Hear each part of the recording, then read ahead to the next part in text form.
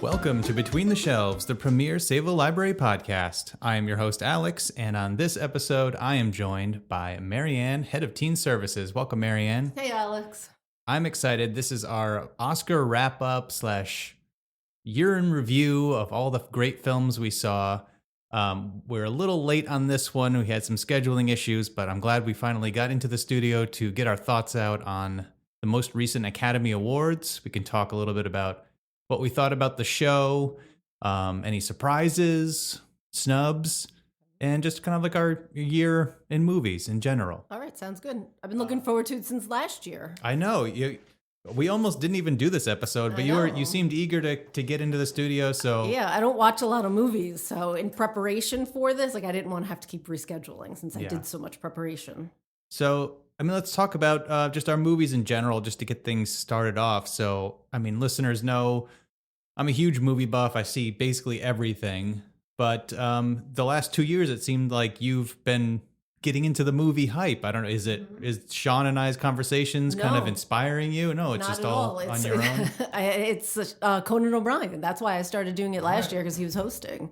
And I was like, you know what? If I wanna watch it, I wanna enjoy Conan O'Brien, so I should watch all the movies. And I read so much. I read so much during the year that I don't read as much in these months, coming up to the awards. So I was like, I'm gonna watch TV. I'm gonna watch a lot of movies, and I've been enjoying it. So I'm gonna try and keep doing it. Good. And it really is the only time I watch movies. Just once the nominees are announced, you try to check off. That's when I started. Yeah. So how many did you end up seeing? Oh, I don't know, but I did watch the majority of everything. I didn't get to do any of the. Well, I did one documentary, but it was like I saw it in the summertime. The Good Neighbor. Is that what it's called? The Perfect Neighbor. The Perfect Neighbor. I saw that when when it came out, and it was in the news a lot. But I didn't get to watch any of the other ones. But for the most part, I watched all the movies. I impressed myself. But I think I did more than last year. Yeah, good for you. Yeah. I saw all of them, and I would say that this year was a great year for movies overall. Really? I check, everything on Letterboxd, and I give everything star reviews and all that. And I was looking back at previous years, because at the end of the year, I make my own list of all the movies I saw that year and rank them. And my average star rating was much higher this year. And in fact, I even had 2 5-star movies that came out this year. Were they nominated? They were both nominated for Best Picture. Wait, Can you guess them? I'm going to guess, only because I heard from somebody else here that you loved Marty Supreme. I did love Marty Supreme. It wasn't one of my 5 stars. Really? Oh, okay. That was a 4.5. That was a 4.5? All Close. right. Well, was it Sentimental Value? Nope. I also love that movie. You're going to have to tell me then. It was One Battle After Another and Really? Hamnet. Oh, I loved Hamnet. Yeah. Hamnet is hard to dislike if you are a parent. It's just, boy, it hits you really, really hard. Because she's really the focus. His wife is the focus of the movie. Yeah. Have you read the book? Did you end up reading the book? I never read. I went in. I knew nothing about what Hamnet was even about. Boy. Yeah. So I didn't know it was based off a book until after the fact. And while I was watching, I'm going to sound really stupid here, but while I was watching it, because I really was like, I don't know anything about this. Must have something to do with Shakespeare. I'm not even a Shakespeare person, and I had the subtitles on in the bottom. I don't know if you had the subtitles on for this movie. I saw it in the theater, actually. Oh, you did? Okay. So I don't often have my subtitles on, but I found for this one, I needed them. And every time it would have her, it would say, it wouldn't say her name. Sometimes it would say Agnes. And then when it had Paul Mescal, it would always say husband. Like, it never said William Shakespeare. And, she never said his name until like halfway through the movie. So when the big reveal for me, because I didn't know what I was watching, I was like, oh my God, that's William Shakespeare. I'm not a Shakespeare fan.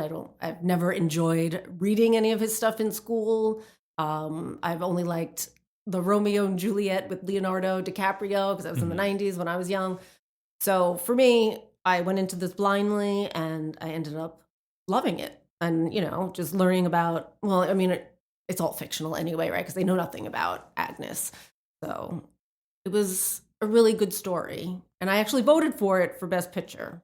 I think that the best picture was going to come down to One Battle After Another, Sinners, or Hamnet. And I think more One Battle After Another. I mean, obviously, One Battle After Another won, but I think Sinners kind of pushed Hamnet out of its front runner status. I thought it would be Sinners. I really didn't think One Battle would be winning so much. Honestly, I didn't really think would have gotten the best picture. You didn't care for it? I liked it. I enjoyed it, but I didn't leave it like, oh my God, that was the best picture ever.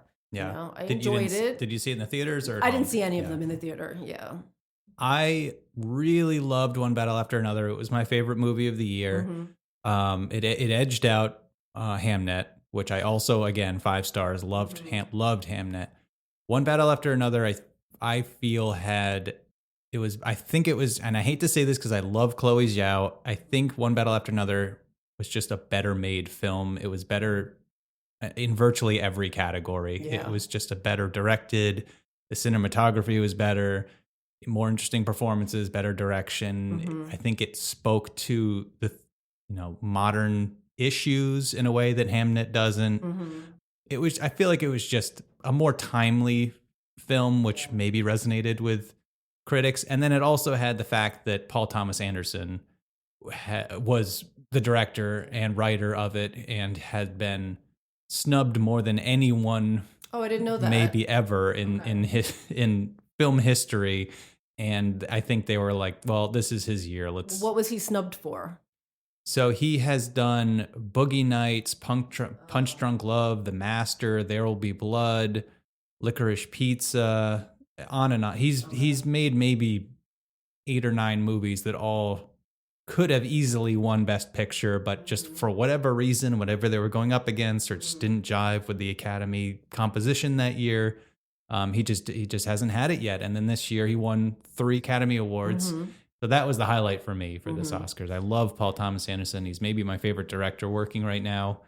I was thrilled to see him won, and I think he had some good speeches. He had that really little did. Yeah, each one was a little better than the last. Yeah. It was funny.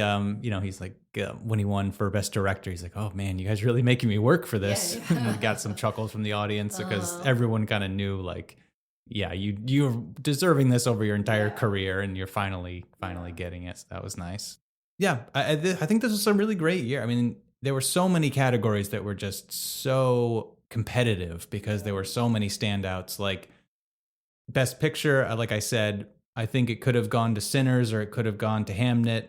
If the Academy just tweaked a little bit, maybe they voted a little bit earlier or later. I don't know. I feel like Sinners had a lot of momentum going into the Oscars. It was really good. Hamnet was sort of fading a little bit, although Jessie Buckley, I mean, I think she was amazing, if there was any category that was an absolute lock going into the awards, I think she was it. I think between her and Rose Byrne, I was torn between them two. I actually, in our vote here, I did vote for Rose Byrne because I think she did a phenomenal job. Yeah, I just don't think enough people saw that movie. Probably not. Yeah. I loved her performance in If I Had Legs, I'd Kick You. So good. Really, really, really good. But I think it's one of those movies where, one, I don't think enough people saw it, and 2, it's not that Hamnet's a feel-good movie. It's definitely not. But If I Had Legs, I'd Kick You it's hard to root for her. Yeah. Even though she's the protagonist of the story, it's a rough story. Yeah. But yeah, she was fantastic in that. Yeah, those were my 2 favorite leading actresses in a role. What did you think of the Best Actor category this year? Michael B. Jordan winning for Sinners. He deserved it. I thought he was great. That movie. It was so good. I loved how he could play the 2 characters, especially again going into these movies. I didn't know anything about any of these movies, so I didn't even know what Sinners was really about. I was, in the beginning, I was a little bit kind of bored. And then once the vampires come to that first house, right after that, just everything was flying. It was just so good. And then when he gets, I don't remember who got bit first. I don't know either. Smoke or Stack. I don't remember which one. But whoever, ended up playing like that vampire for a little bit. I thought he was great in that dual role. He was very impressive.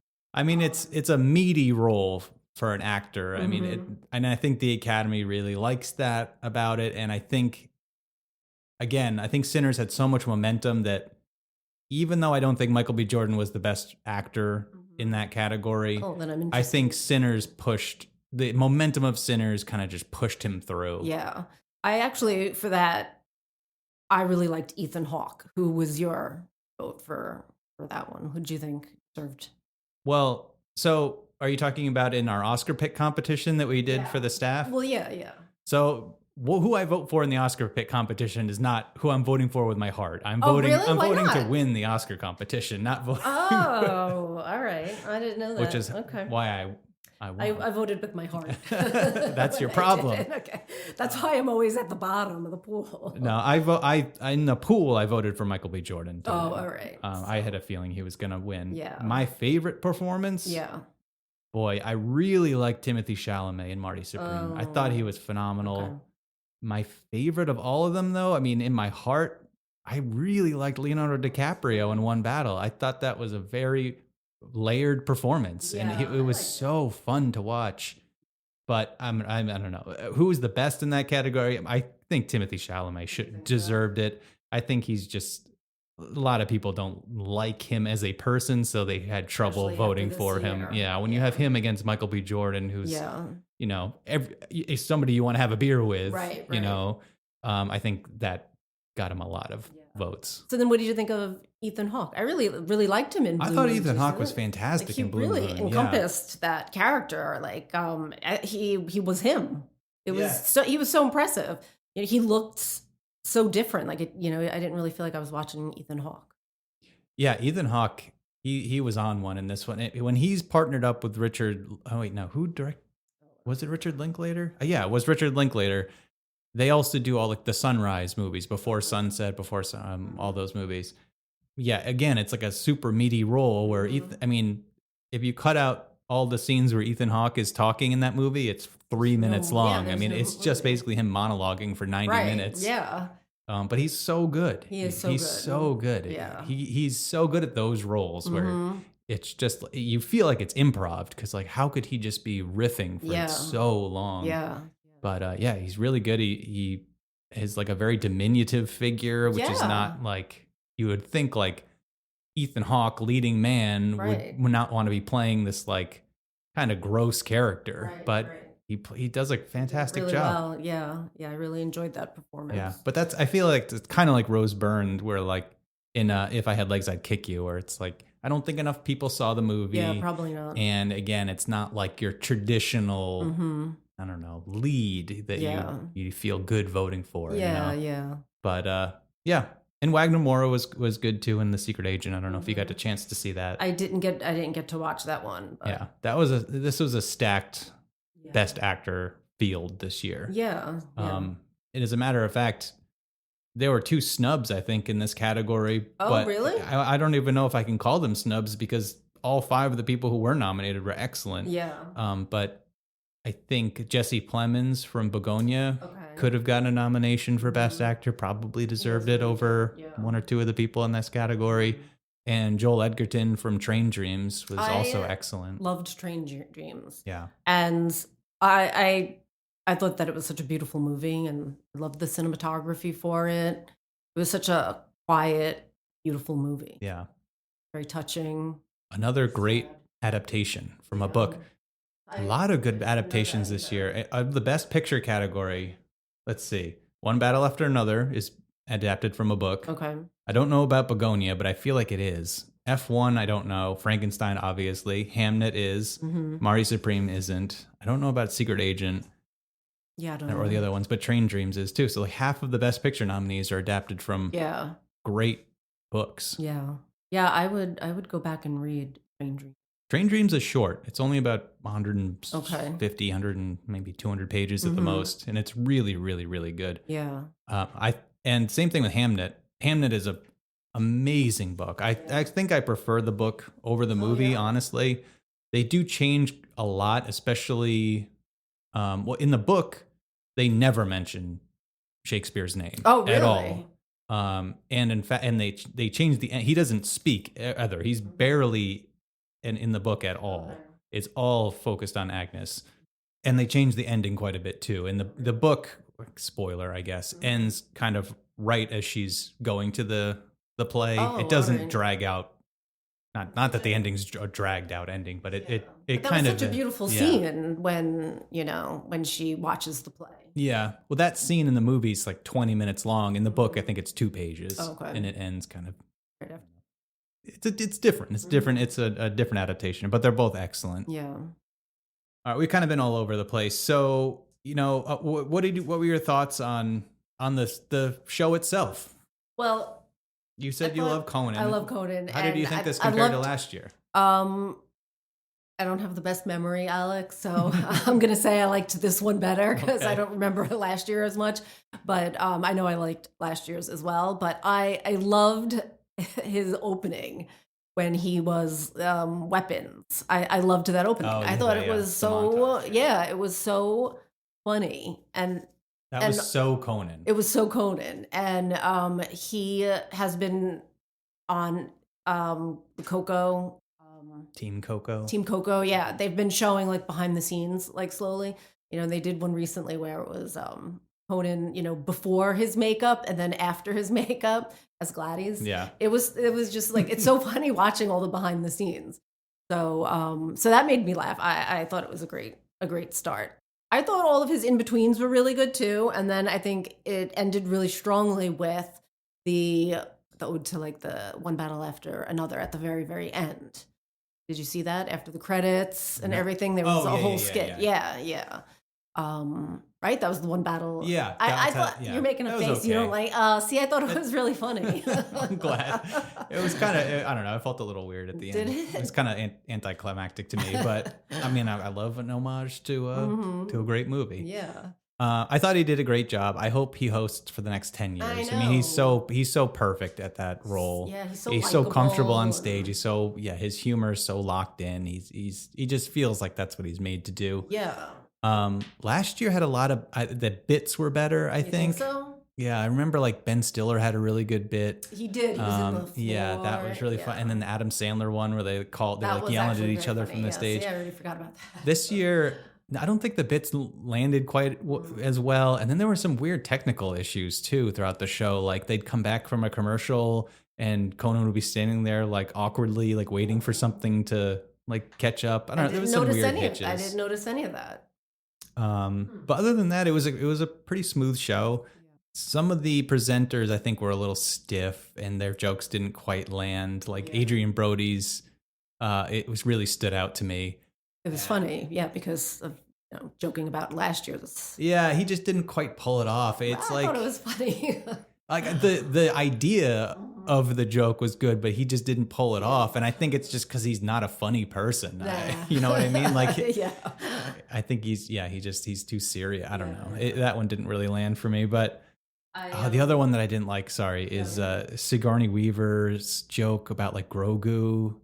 And Kate Hudson, flirting with Kate Hudson, floating with Grogu. That was. It was a little weird. It was a little weird, hard. But I did like seeing Grogu in the background of. What was it when the K-pop Demon Hunters when they were playing when they were performing? You could see Grogu in the background when they did like an audience I didn't pan. notice that. Yeah. So I thought that was funny. And of course Conan joking that you were making Grogu. And then putting him in the audience when he can't even clap because his little arms. Oh, yeah. I thought that was funny. That was funny. But otherwise, see, there's no bits that are standing out to me besides that opening in the. Anne Hathaway and Anna Wintour's bit I liked that. Oh, see, I was kind of bored by that. I liked it because I wasn't expecting Anna Wintour to nail that role, but she did it very understated and it was good. It could have gone poorly, but I think she did a good job. Yeah. And Anne Hathaway was a good like sidekick to that, playing off it really well. Yeah. But yeah, other than that, I thought it was a pretty solid show. The memoriam was very well done. Yeah, it was. Barbara Streisand was pretty unhinged, her segment, but I was surprised that weird. She started singing. That really threw me. Yeah, and actually, funny enough, the night before I watched, what is it? The Mirror Has Two Faces. Oh, That really? movie, yeah, which I'd never seen before. And me and my friends Is that were the movie watching that it. she and Robert Redford were? Not Robert Redford, Jeff Bridges. Hmm. Yeah. I've not seen that. So it's from the 90s. I didn't know it was a 90s movie. Yeah, Barbara was something. I don't know. Yeah. It started off really rocky, and then she kind of got it together like halfway through, and then the end when she started singing, I'm like, was this rehearsed? I don't Yeah, even know. it's Like, it was really. Do people know that she was going to sing? I don't know. I feel like that was just spontaneous. She I was feel just like like, it well, was I'm hearing some spontaneous swelling singing. music. It's time for me to do my thing. Yeah.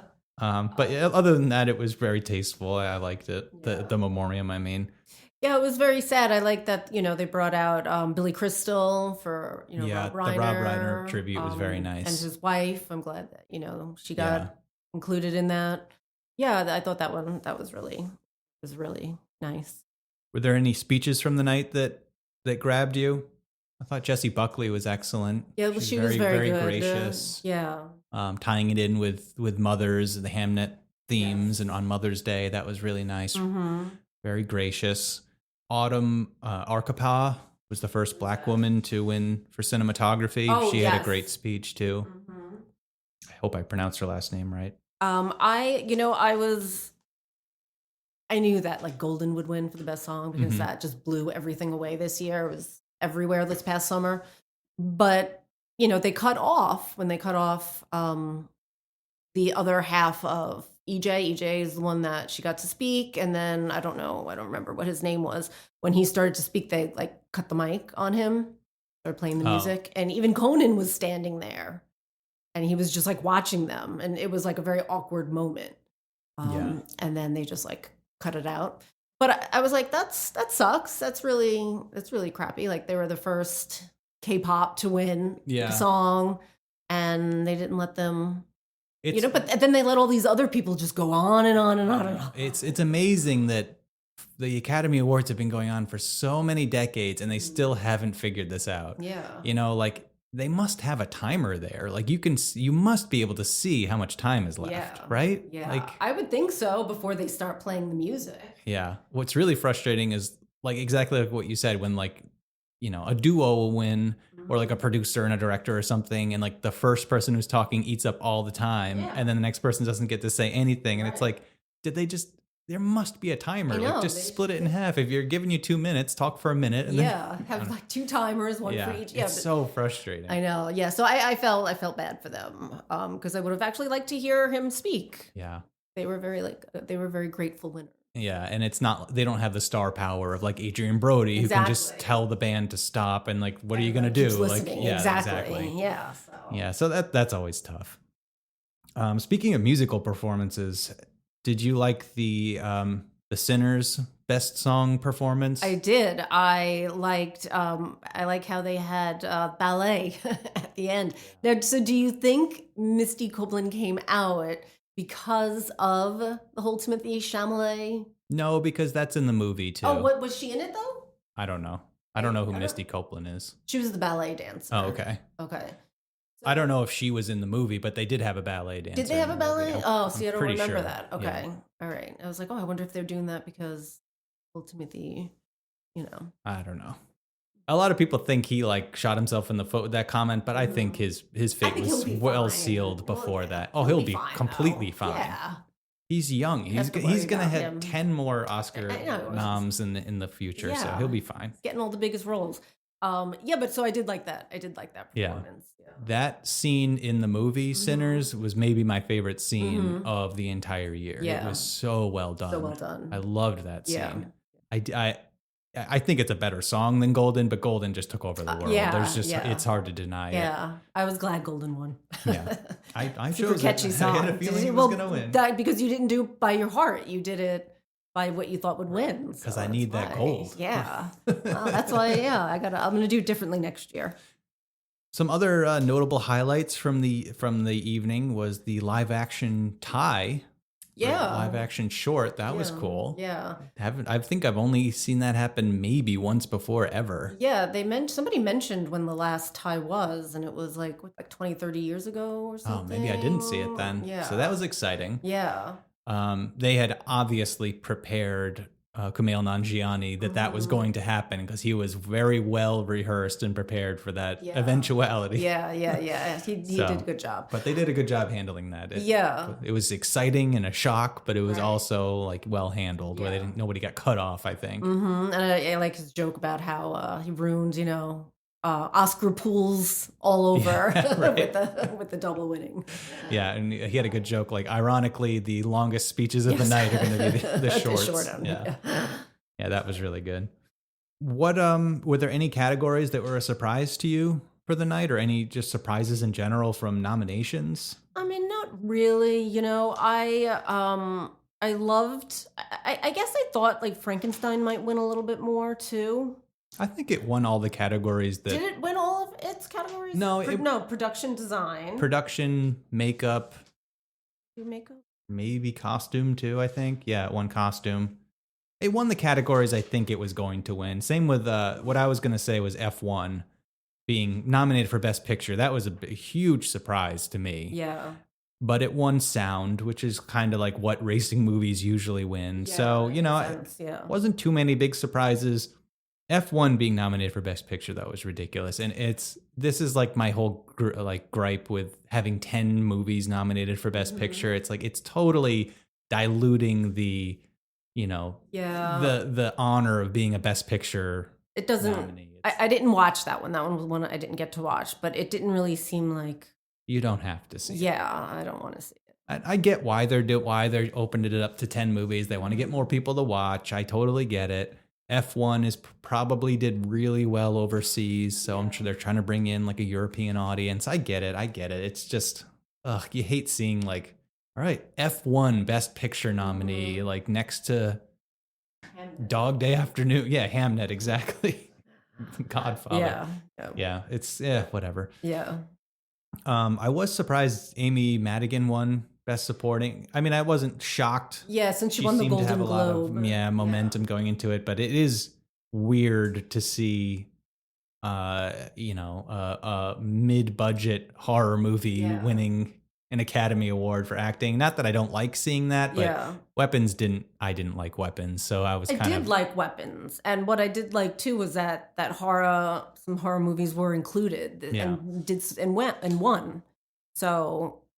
I'm glad she won. I didn't vote for her, but I am glad she won. I didn't vote for her either. I thought Teyana Taylor was going to win from One Battle. But, I'm happy that some genre films are getting more nominations. There's definitely a bias in the Academy to poo-poo horror movies, especially in sci-fi and stuff like that. I was glad Sentimental Value won for the international movie because I thought that was like such a beautiful movie, and it wasn't going to win best picture. So I was glad that it did get its win. Yeah, that was another highlight for me, is seeing 2 international films in the Best Picture category. So I watch everything, like I said, and I rank all my movies and everything. International films this year were outstanding. Oh, yeah. And I wanted to talk about this as a whole separate rant that I had prepared. The international films this year were outstanding, and there were my two biggest snubs of this year were 2 international films that were not nominated for Best International Film that I think not only should have been nominated for Best International Film, but should have been nominated for Best Film. And those films are Kokuo from Japan, which is the story of a young kabuki dancer or performer whose parents are killed, and he's adopted by Japanese's most prestigious kabuki dancer and kind of becomes his apprentice. And it's about like his career over, I think it's from like the 50s to the 90s, like his whole life career, and about his rivalry with the kabuki actor's son, who's also a performer, and kind of like their rivalry and friendship kind of going back and forth. That movie was phenomenal. Yeah. It was only nominated for Best Hair and Makeup, I believe. Oh, all right. Yeah, because that sounded incredible. Familiar when you just said that. And then the other film is called No Other Choice, which I believe is South Korean. I believe. It could be also Japanese, I forget. But that one was amazing. It's a thriller about a man who loses his job when his company goes under, And I guess in that country, there's this really, deep stigma of losing your job. And basically you're basically unemployable if you're ever fired or let go from a job. So it's about him trying, he has a family to support. So he goes through all these like desperate measures to try to get another job, which, it's kind of like a Coen Brothers movie where it's dark, but it's also kind of surreal in that he keeps making bad choices and getting in worse situations and, kind of like that. That movie was amazing. And I was shocked when it wasn't nominated for anything. But those two movies were my biggest snubs of the year. Okay. What did you think about the actor in a supporting role for Sean Penn winning? Since you were a huge fan of One Battle. I was so happy to see it. I loved his performance in One Battle. Mm-hmm. He was absolutely grotesque. Mm-hmm. His performance was so unique and so original. I think he's absolutely deserving of it. Mm-hmm. I was upset that he wasn't there. I know. I was bummed he wasn't there too. So my read on it is apparently he has he has beef with the Academy because they wouldn't allow Zelensky to speak at, I believe, last year's Oscars or maybe this year's Oscars. And he's a big advocate for supporting Ukraine in their war against Russia. And I think this was him snubbing the Oscars. I'm not going to show up because he was actually in Ukraine at the time. Oh. And yeah. So. Oh, all right. Yeah, I didn't know any of that. And I know who was presenting that made like a little joke. Kieran Culkin. Yes. Oh, that's right. Yeah. That was another stacked category. Yeah. I think it could have gone a lot of different ways. And in fact, my heart was Sean Penn, but in the Oscar picks competition, I chose Stellan Skarsgård. That's who I chose, and that was in my heart as well. I really wanted him to win. I thought his performance was so good. It was beautiful. That whole movie was. So yeah, I voted for the actresses that were in there too. I can't say their name. And I thought the other performance, Renat. I don't know. Renate. I don't know how they say their name, but they were just so good. The daughters, they were just so beautiful in that movie. Everything. Yeah, the one that was nominated for Best Actress, Renat Reinsve. I'm sorry, don't know how to pronounce your name. For the lead, and then in Inga for the supporting role. Yeah, Renat was phenomenal. Oh my gosh. She was in that director's last film. Oh, really? And she was really good in that too. It's called The Worst Person in the World. Okay. That's another great movie. She's excellent in that. But yeah, Sentimental Value was so good. So good. Yeah. I'm trying to remember the international films was particularly strong this year. Sentimental Value, again, was excellent. The Secret Agent from Brazil, that was really, really good.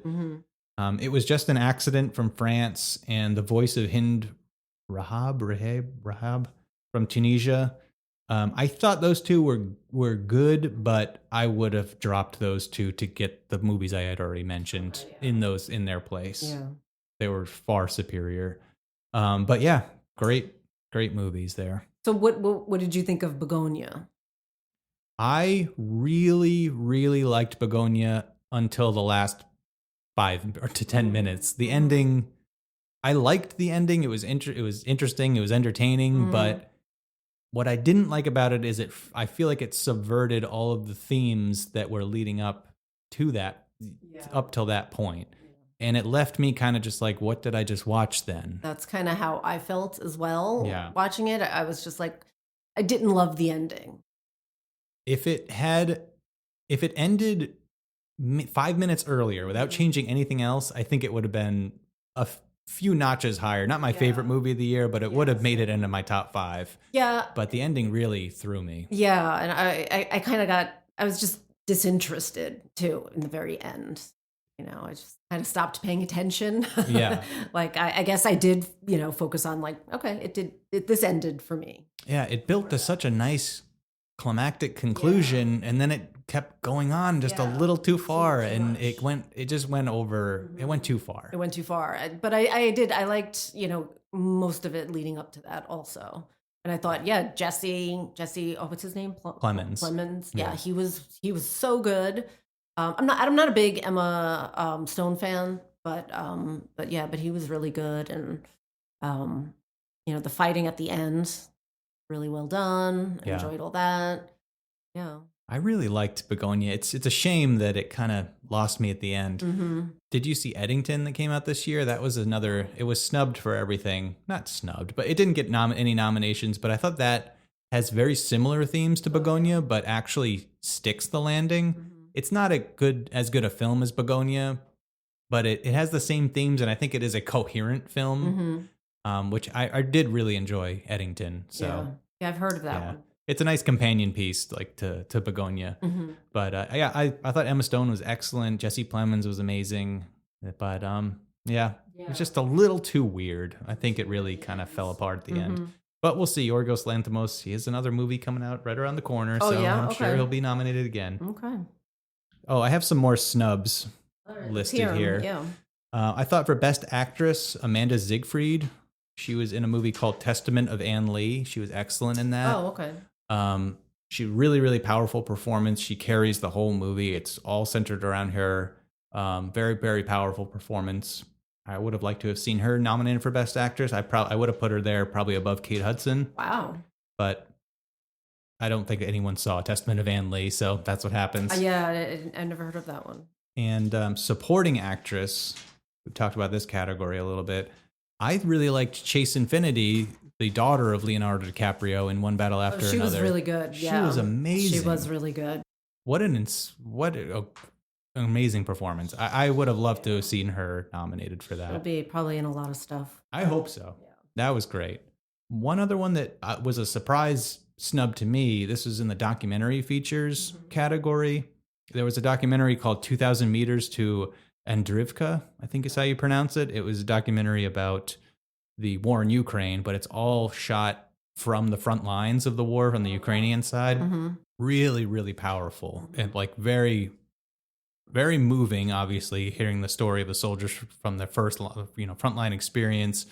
But the footage is unbelievable. It's unbelievable. And the reason I was so shocked was it won a BAFTA, it won the Cinematographers Award, it won the Directors Guild Award, and then it was just got nothing for the Academy. So I was surprised that it didn't get anything. But that was really good. Any movies you saw this year that you would have liked to have been nominated for something? No, because I didn't see any movies, Alex, except for these. You get your marching orders when the Academy tells you what to watch. And then I watch nonstop. Oh, Best Casting. That was a new category this year. What did you think of that? I thought it's about time, right? That they have an award like that. It is. There is an art to casting. It's a huge component of any film, so I'm glad they included it. Yeah. When they first announced it, my initial reaction was, "Oh man, here we go. They're just going to give an award to like the movie that has the most A-list actors in it." And I ended up not being the case. Yeah. I actually, in our Oscar picks competition, chose Sinners. I thought they were going to give it to Sinners because I had a feeling that, with Sinners momentum, they were like, this is like another category we can give to Sinners. Yeah. But I'm happy that that One Battle won because I think it did have the most inspired casting. Yeah. Teyana Taylor, Chase Infinity, never heard of them and never seen them in anything before. They were given prominent roles and they killed it. Like I couldn't imagine anybody else doing that. Yeah. Sean Penn was amazing. It was just everyone was perfect in the role they were cast for. Benicio del Toro, we haven't talked about him. Oh yet. yeah, he was really phenomenal. So good, yeah. So funny, so like composed and just a perfect straight man to Leo's zaniness. Yeah. It was I love those scenes. Comic relief. But what is her name? I have it here. Cassandra Coloundis. But the woman who won for One Battle, I think she has worked with Paul Thomas Anderson throughout both of their careers. Like I think like she's always the casting director for him. And if you go back now that you are a big PTA fan, now that I've converted you and you go back and watch all of his films, I think you'll see that she was well deserving of this award because all of his films, they do the same thing. Like she does unusual casting. Adam Sandler in a dramatic role like this. She cast him in his first dramatic role in Punch Drunk Love. and he's phenomenal in that movie. Yeah, I can't believe I never saw that movie, actually. It's really, really Yeah. good. But yeah, there's always very interesting casting in his films. Always a surprise, like person, their debut always gets like a prominent role, always kills it. Yeah, I think famously they had Burt Reynolds playing a very skeevy against type character for Burt Reynolds in Boogie Nights. Okay. Which is, it worked. And so, yeah, I'm happy she won. And so what do you think about Morty Supreme getting all its nominations and not winning anything? I'm bummed. I think Marty Supreme was an excellent, excellent movie. What was it deserving of winning in your opinion? I think what is it deserving? That's tough because all the categories were so competitive. And I think the winners of all the categories are the person who should have won. That said, I think in a parallel universe, I think it could have maybe even won for casting. I think that was really, really interesting choices. The villain in Marty Supreme, I can't remember his name, never acted before, was amazing. I think Timothée Chalamet, obviously, for Best Actor, that was incredible. Josh Safdie for Director. If he wasn't going against Paul Thomas Anderson, I would say he was my next favorite in that group, for sure. Maybe cinematography. Oh, wow. Some really cool shots in that. I can't remember her name, but the supporting actress in Marty Supreme, who's like Marty's love interest, not Gwyneth Paltrow. Not Gwyneth Paltrow. The one, his wife. She was excellent too. I could have seen her in the Best Supporting Actress nominee. Yeah. Yeah. I was happy with maybe even original screenplay. Actually, you know what? That is maybe what I would have given it to. Okay. Really, honestly, I think the could have beaten out Sinners. If anything had a chance to beat it, I think that's what it was. That would have been the one. I take it you didn't like Marty Supreme? I didn't watch the whole thing. I did kind of cut out early. You pulled a Sean. I did. I'm not proud of it. And I didn't do that often, but I did it for Morty Supreme. That's okay. You had a lot of movies to get through. I did. Yeah, I did very well otherwise. All right. I think we've covered just about everything here. I think so too, yeah. This is a very non-confrontational episode without Sean being here, which is nice. Yeah. So 2026. All right. You got to get started on the movies now. Yeah, maybe you should tell me what you think is going to be nominated, and I'll just watch those. I will, because you seem to have a good feel for it. I have a good radar for quality films, and I feel like I should at this point be invited into the Academy. You probably should. Maybe one day you will, so that we can thank you. Well, I'll give you a heads up when something's coming out. Nothing has come out yet that I think is Oscar worthy, but. Keep in mind, I don't have a lot of time. Believe me, I will. Okay, I prefer to read. I respect your time. Okay. But I'll keep you a heads up, and I'll try to mention it on the podcast as well. All right, perfect. All right, we did it. All right. That is the Oscars. Listeners, thank you for tuning in. I hope you enjoyed our takes on the Oscars this year and the films of 2025. And keep in mind that you can check out our podcast now on the Savo Library YouTube page. If you're a YouTube podcast listener, I know a lot of people prefer to listen to podcasts on YouTube. I'm not one of them, but hey, it's there now if you prefer it that way. And and don't forget to like and subscribe, I guess, and all that jazz. All right. Awesome. Marianne, thank you for joining me. Thanks, Alex. And listeners, we'll catch you next time between the shelves.